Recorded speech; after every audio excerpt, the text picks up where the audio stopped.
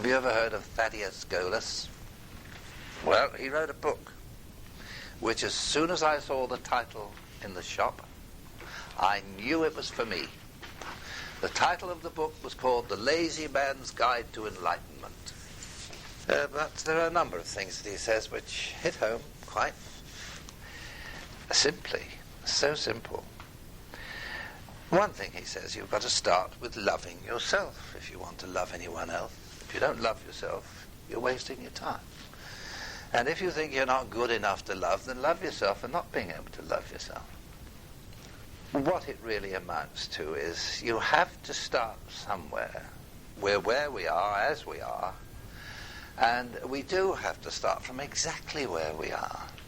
Putting it in a nutshell, we are hypnotized. And we are hypnotized, if you think about it very carefully. It is said that suggestion is the basis of hypnosis. It is not. And think about it carefully. I say it's not. If you can prove that it is, fine. But you can make any kind of suggestion you like. They're not necessarily accepted, and most of these suggestions have no power. They only have power when they are accepted as true. In other words, when they are believed in, and I'm using the word belief here as a conclusion, a conviction. What was it we saw? A dearly held belief, a dearly held idea or something like that. Some people, of course, do hold on to beliefs and convictions because they're afraid to let go. Now, it might well be fearsome. It might well be that we have to go through doubts and honest doubt before we can know.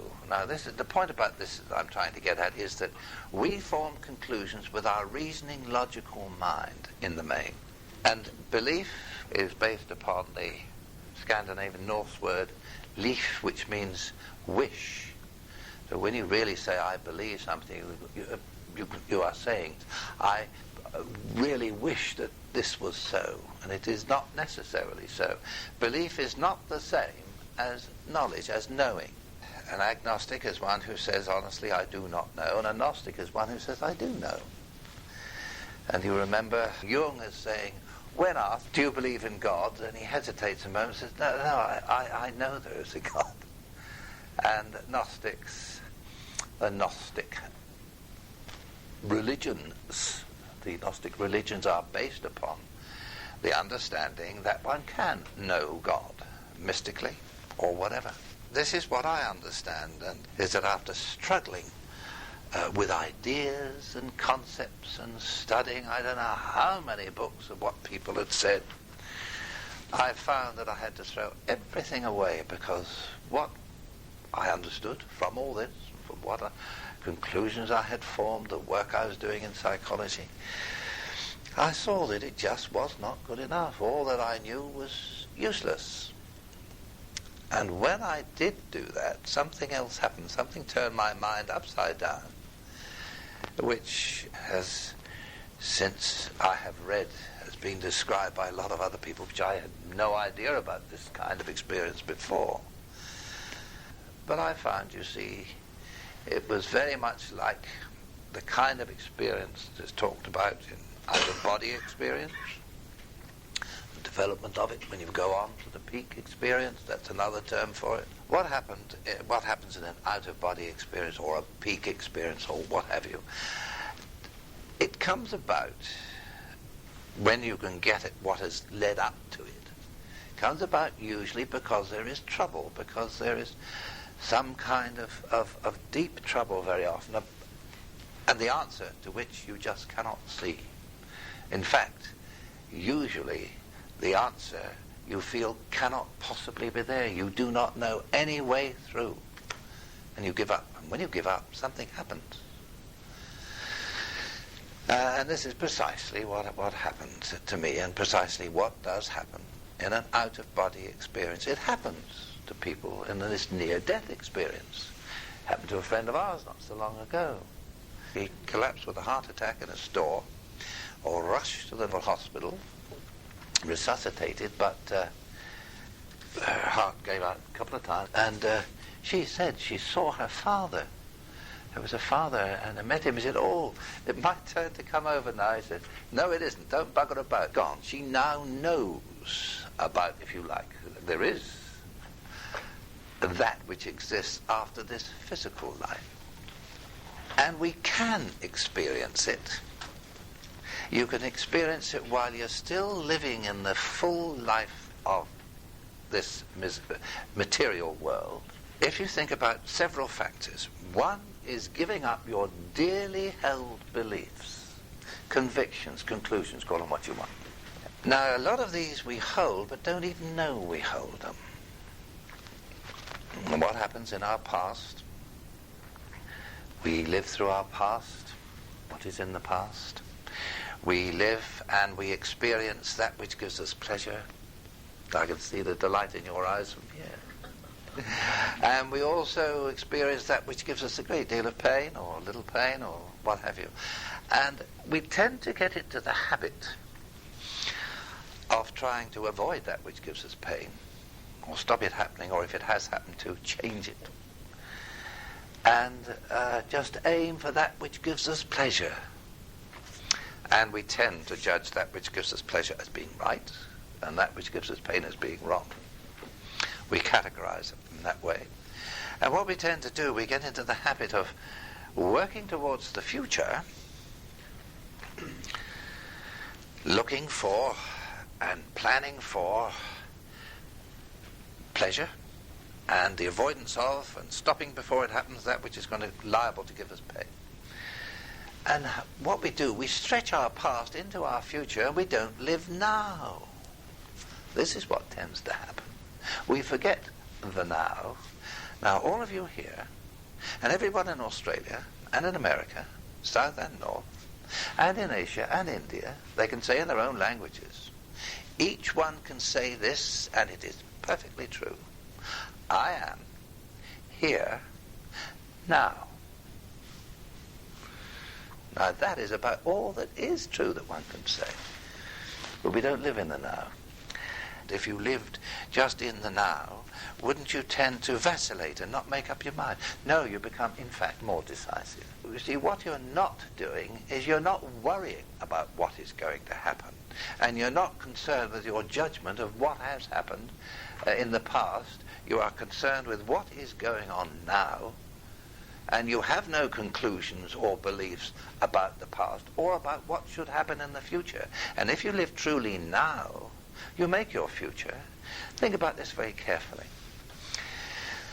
All that has happened before this very moment no longer exists. It is only in your memory.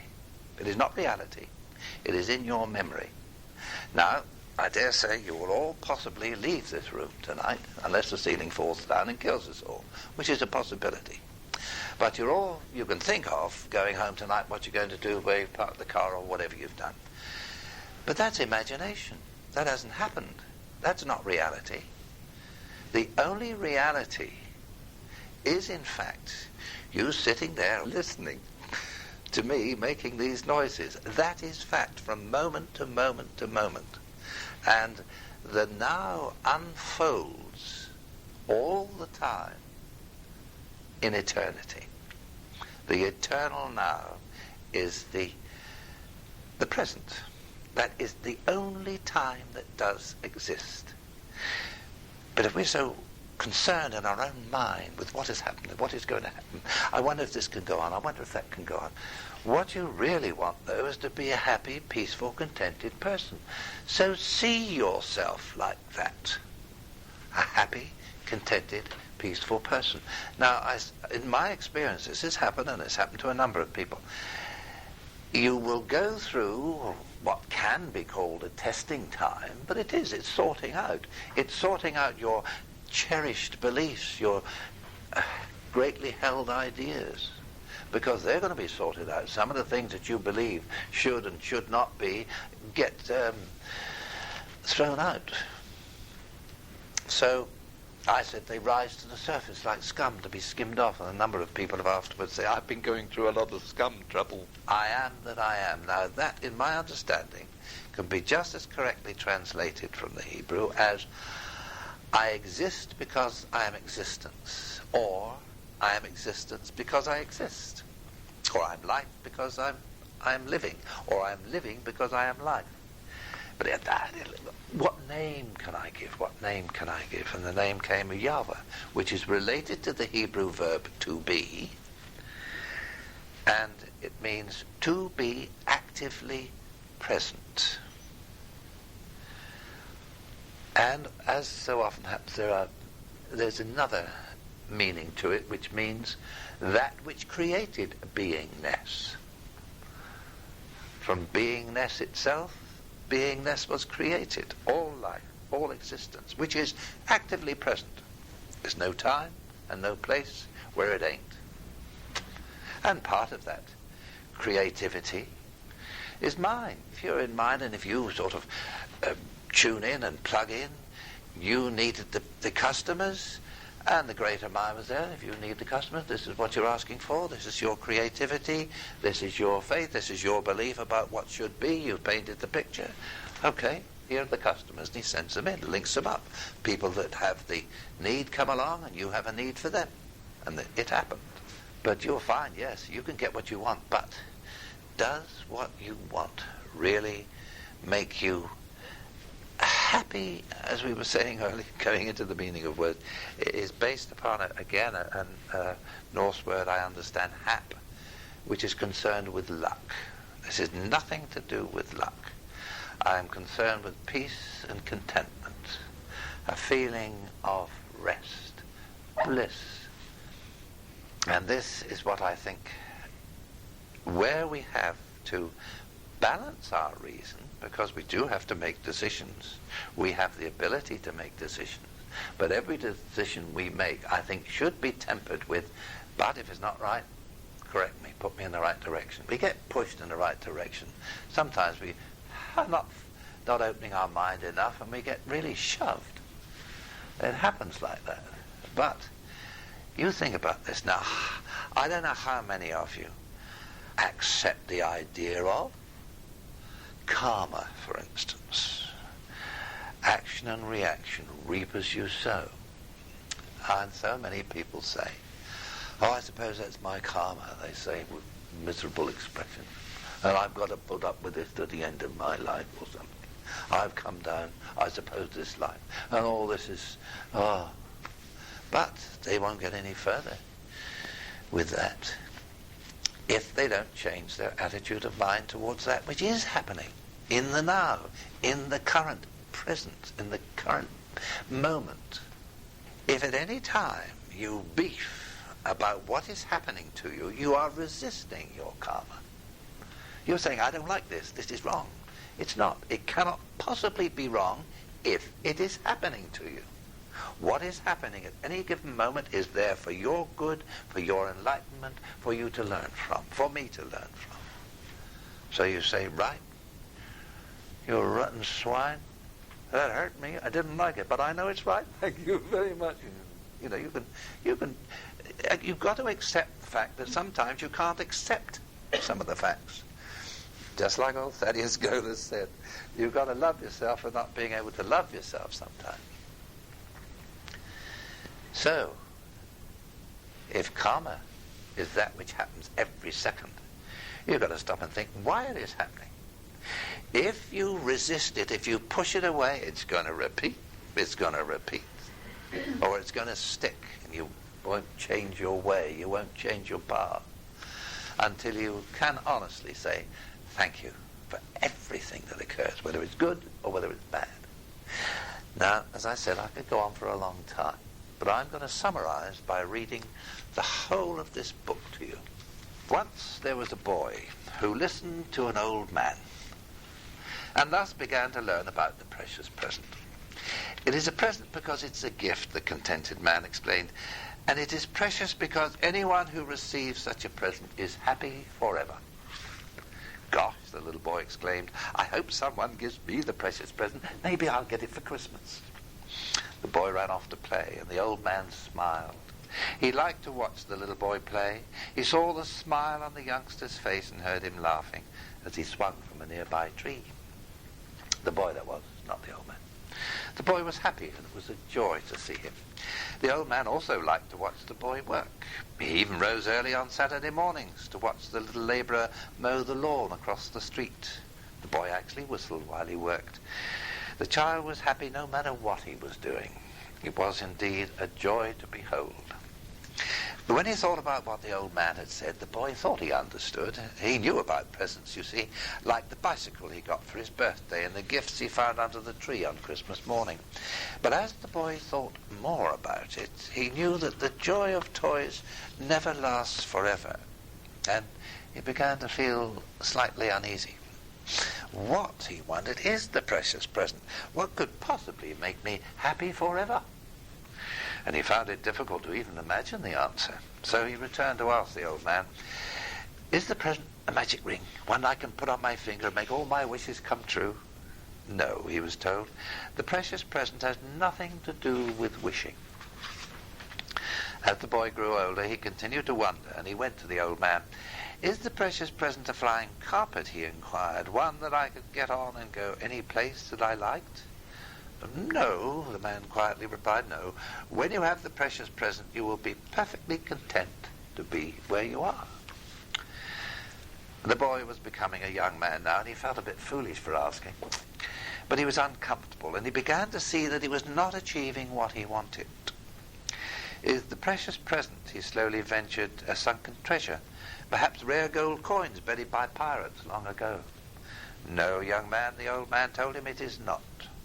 The richness is rare indeed, but the wealth of the present comes only from itself." And the young man thought for a moment, then he became annoyed. "You told me," the young man said, "that anyone who receives such a present would be happy forever. I never had such a gift as a child." "I'm afraid you don't understand," the old man responded. "You already know what the precious present is. You already know where to find it. And you already know how it can make you happy. You knew it best when you were a small child, and you have simply forgotten." The young man went away to think, but as time passed he became frustrated and finally angry. He eventually confronted the old man. "If you want me to be happy," the young man shouted, "why don't you just tell me what the precious present is and where to find it?" the old man volleyed. "Yes, exactly," the young man demanded. "I would like to," the old man began, "but I do not have such power. No one does." "Only you have the power to make yourself happy," the old man said. "Only you. The precious present is not something that someone gives you. It's a gift that you give yourself." The young man was confused, but determined. He resolved to find the precious present himself, and so he packed his bags. He left where he was and went elsewhere to look for the precious present. After many frustrating years, the man grew tired of looking for the precious present. He'd read all the latest books, and he'd looked in the Financial Times and the Yeovil evening papers, and he looked in the mirror and into the faces of other people. He'd wanted so much to find the precious present. He'd gone to extraordinary lengths. He'd looked for it at the tops of mountains and in cold, dark caves. He'd searched for it in dense, humid jungles and underneath the seas. But it was all to no avail. His stressful search had exhausted him. He even became ill occasionally, but he didn't know why. The man returned wearily to the old man's side. The old man was happy to see him. They often laughed out loud together. The young man liked to be with the old man. He felt happy in his presence. He guessed that this was because the old man felt happy with himself. It wasn't that the old man's life was so trouble-free. He didn't appear to have a lot of money. He seemed to be alone most of the time. In fact, there was no apparent reason why he was so much happier and healthier than most people. But happy he was. And so were those who spent time with him. Why does it feel so good to be with him, the young man wondered. I wonder why. And he left wondering. After many years, the once young man returned to inquire further. He was now very unhappy and often ill, and he needed to talk with the old man. But the old man had grown very, very old, and all too soon he spoke no more. The wise voice could no longer be heard. The man was alone. At first he was saddened by the loss of his old friend, and then he became frightened, very frightened. He was afraid that he would never learn to be happy until he finally accepted what had always been true. He was the only one who could find his own happiness. The unhappy man recalled what the happy old man had told him so many years ago, but as hard as he tried, he could not work it out. He tried to understand what he'd heard. The present has nothing to do with wishing. When you have the present, you will be perfectly content to be where you are. The richness of the present comes from its own source. The present is not something that someone gives to you. It is something you give to yourself. The unhappy man was now tired of looking for the precious present. He'd grown so tired of trying that he simply stopped trying. And then it happened. He didn't know why it happened, when it happened. It just happened. He realized that the precious present was just that, the present. Not the past and not the future, but the precious present. In an instant the man was happy, and he realized that he was in the precious present. He raised both hands triumphantly into the cool, fresh air. He was joyous for the moment. But then, just as quickly as he had discovered it, he let the joy of the present moment evaporate. He slowly lowered his hands, touched his forehead, and frowned. The man was unhappy again. Why, he asked himself, didn't I see the obvious long ago? Why have I missed so many precious moments? Why has it taken me so long to live in the present? As the man remembered his fruitless travels around the world in his search for the precious present, he knew how much happiness he had lost. He had not experienced what each special time and place had to offer. He'd missed a great deal, and he felt sad. The man continued to berate himself, and then he saw what he was doing. He observed that he was trapped by his guilt about his past. When he became aware of his unhappiness of his being in the past, he returned to the present moment, and he was happy. But then the man began to worry about the future. Will I, he asked, be able to know the joy of living in the precious present tomorrow? Then he saw he was living in the future and laughed at himself. He listened to what he now knew, and he heard the wisdom of his own voice. It is wise for me to think about the past and to learn from my past, but it is not wise for me to be in the past, for that is how I lose myself. It is also wise to think about the future and to prepare for my future, but it is not wise for me to be in the future, for that too is how I lose myself. And when I lose myself, I lose what is most precious to me. It was so simple, and now he saw it. The present nourished him. But the man knew it was not going to be easy. Learning to be and remain in the present was a process he was going to have to do over and over and over again and again and again until it became a part of him. Now he knew why he had enjoyed being with the old man, because the old man was totally present when he was with the younger man. The old man was not thinking about something else or wishing he was somewhere else. He was fully present. And it felt good to be with such a person. The younger man smiled at himself the way the old man used to smile. He knew. I can choose to be happy now, or I can try to be happy when or if. The man chose now. And now the man was happy, and he felt at peace with himself. He agreed to savor each moment in his life, the apparently good and the apparently bad. Even if he didn't understand for the first time in his life, it didn't matter. He accepted each of his present moments on this planet as a gift. I know that some people choose to receive the precious present when they are young, others in middle age, and some when they are very old. Some people sadly never do. I can choose to receive the precious present whenever I decide to. As the man sat thinking, he felt fortunate. He was who he was, where he was, and now he knew. He would always be who he was, where he was. He listened again to his thoughts. The present is what is. It is valuable, even if you do not know why. It is already just the way it is supposed to be. When I see the present, accept the present, and experience the present, I am well and I am happy. Pain is simply the difference between what is and what I want it to be, according to my judgment. When I feel guilty over my imperfect past, or I am anxious over my unknown future, I do not live in the present. I experience pain, I make myself ill, and I am unhappy. My past was the present, and my future will be the present. The present moment is the only reality I ever experience. As long as I continue to stay in the present, I am happy forever. Because forever is always the present. The present is simply who I am, just the way I am right now, and it is precious. I am precious. I am the precious present. It was as though he could hear the old man talking, and then he smiled, and his smile widened, and he laughed, and he felt a great joy. He knew he was listening not to the old man, but to himself, to the wisdom from within. It felt good for him to be with himself just the way he was. He felt he knew enough. He felt he had enough. He felt he was enough.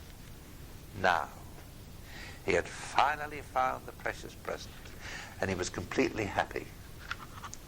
Several decades later, the man had grown into a happy, prosperous, and healthy old man. And one day a little girl came by to talk to him. She liked to listen to the old man, as she called him, but he was fun to be with. There was something special about him, but she didn't know what it was. And one day the little girl began to really listen to the old man. Somehow she sensed something important in his calm voice. He seemed very happy. The little girl couldn't understand why. How could someone so old, she wondered, be so happy? And she asked, and the old man told her why. Then all of a sudden the little girl jumped up, squealed with delight. And as she ran off to play, the old man smiled, for he heard what she had said. Gosh, she said, I hope someday someone gives me the precious present. There, what can you have more simply, more straightforwardly, and more truly? But all the answers are not what anyone else gives you. All the answers, the true answers, come from within. Why are we our own worst enemies? Why do we need to be? Why are we? Because we expect too much. We want too much for ourselves to start with. We desire too much, and we think of ourselves as being so separate. That you will find, if you haven't done it, if you've done it before, you know. You might have only had a flash of it, but you know that when you do live in that now and you're centered in that now, you're part of all that is. You're part of everything. You don't want anything for yourself. You've got it all. People in some of these exercises get to the state where they are aware that everything is known. They're part of bliss and a peace. They know everything. They come back to this consciousness. It's all gone. But if they start feeling frustrated, the frustration factor tells you that you're not accepting what is. If you do, that's what you had, that's what you've got now, and you accept it, that is the situation, you'll find that all knowledge comes in this three-dimensional time and space as it is needed, moment by moment, but you're aware that it's all known and it's there for you to have. But if you're frustrated and you're saying it's wrong that I haven't got it now, then you're stopping it, you're blocking it. Think of the future, but make sure it's only provisional plans. You go ahead to do whatever you can to bring about that which you honestly understand to be the right thing. Or if you're not absolutely sure whether it's right, wrong, or doesn't matter, there are a number of things which could be right, you're not sure which. Ask for guidance if you like. You'll get it. You'll get it. To accept what is, couldn't it lead to apathy, to not change in anything? And life's change, isn't it? From moment to moment, life changes, and you're ready for all those changes. Certainly anything but apathetic, I can tell you. You've got to start with what is. There's another old prayer which comes into it. God grant me the wisdom, or God grant me the strength to change that which can be changed, to accept that which cannot be changed, and the wisdom to know the difference. Now, the point is here that you don't need to ask God for that. You've got it with you here and now. What stops this working? What stops you letting God work through you with this is that so often you make excuses because you don't want to do what you know ought to be done, or it'll cause much more trouble if I do. I shall upset somebody else, and I shall upset this person, or this will make it far worse. I'd better stay nothing. That's making an excuse. That's not wise at all. And that's not having the courage to change what you know should be changed. And the more you do that, the more you blur the edges, and the wisdom doesn't grow. You get less and less wise the more excuses you make for not doing what you know you should. And if you live in the now, you're not worried about the results of what might happen if you do what you know you should do now. Anything but apathetic is exactly the opposite. Dangerous phrases that anyone can use, or thoughts that one can think, is, I could never do that.